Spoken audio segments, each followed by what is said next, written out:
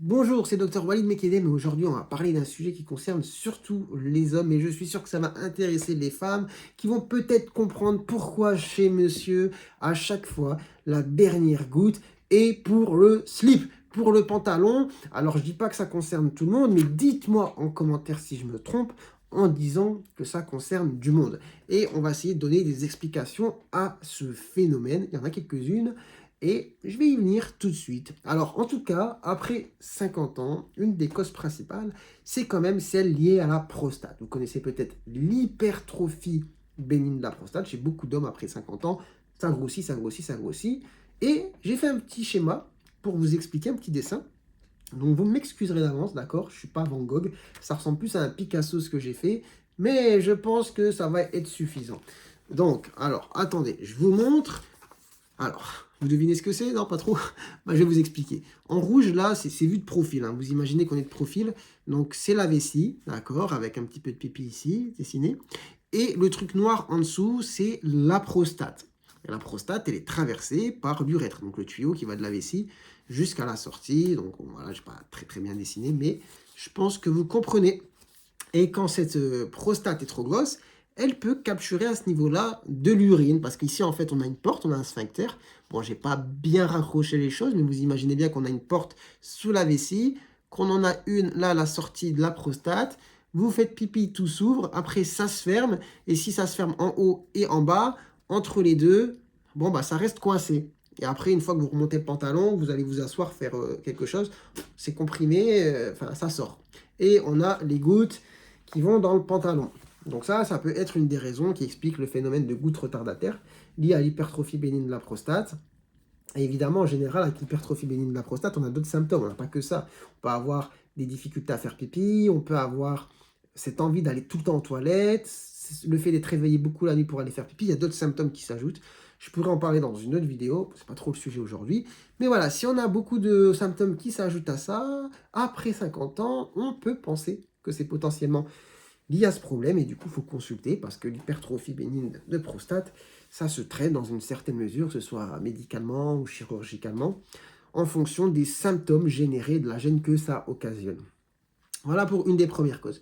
Deuxième cause, eh bien, ça va être la cause, on va dire, obstacle. Si on a quelque chose dans le tuyau, dans l'urètre, une anomalie, quelque chose qui fait que ça passe pas bien et qu'on va bloquer de l'urine. Les symptômes qui peuvent faire penser à ça, vous allez aux toilettes, vous faites pipi et ça part dans tous les côtés.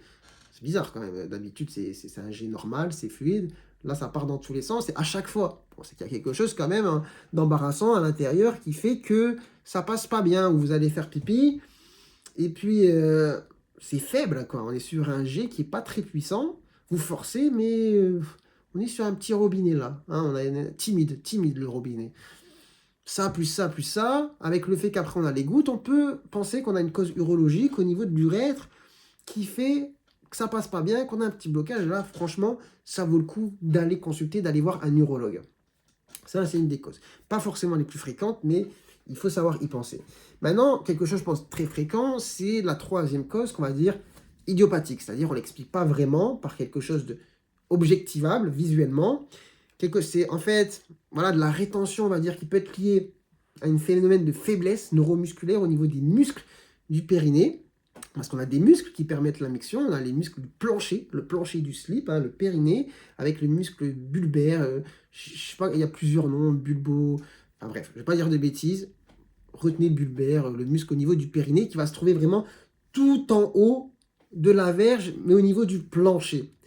Bon, comment il est accessible, ce muscle? C'est par derrière, hein. Vous allez, c'est pas très glamour, mais on reste sur quelque chose de médical.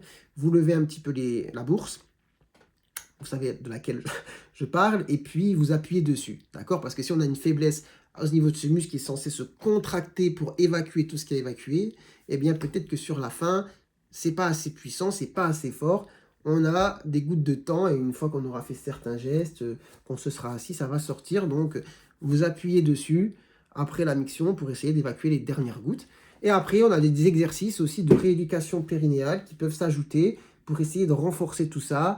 Par exemple, là, vous ne faites pas pipi, vous concentrez et vous essayez de vous retenir. Enfin, comme si vous deviez arrêter le flux d'urine. D'accord? Voilà, quelques secondes, vous relâchez, quelques secondes, vous relâchez, vous faites ça quelques minutes, par exemple 2 fois dans la journée, sur plusieurs semaines. À ça, vous ajoutez un autre exercice, par exemple, vous concentrez et vous essayez de lever votre pénis, juste par la pensée, en fait, en contractant les muscles. Donc là, on est vraiment limite sur de la gymnastique acrobatique, mais voilà, c'est des petits exercices de musculation du périnée qui peuvent vous aider peut-être avec le temps à mieux évacuer les dernières gouttes. Donc voilà un petit peu pour les grandes causes et les solutions qu'on peut mettre en place. Après, évidemment, si pour les 2 premières causes, en tout cas, faut consulter. Et si à ça s'ajoutent des douleurs, des choses bizarres, des douleurs au moment de la miction, des douleurs quand vous avez des érections, quand vous éjaculez, ou alors qu'il y a du sang dans les urines, vous consultez, OK? Mais voilà, je vous ai donné un petit peu les grandes pistes et les solutions qui peuvent être mises en place pour ce genre de problème. Et dites-moi en commentaire si pour vous, la dernière goutte est pour le pantalon.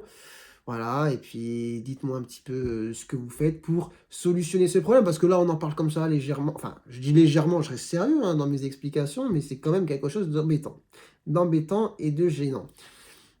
Voilà, je vais m'arrêter là. N'hésitez pas à commenter, à poser vos questions, à mettre vos témoignages. N'hésitez pas à liker la vidéo. Et puis, moi, j'ai juste une chose à vous dire. Prenez soin de vous, prenez soin de votre santé.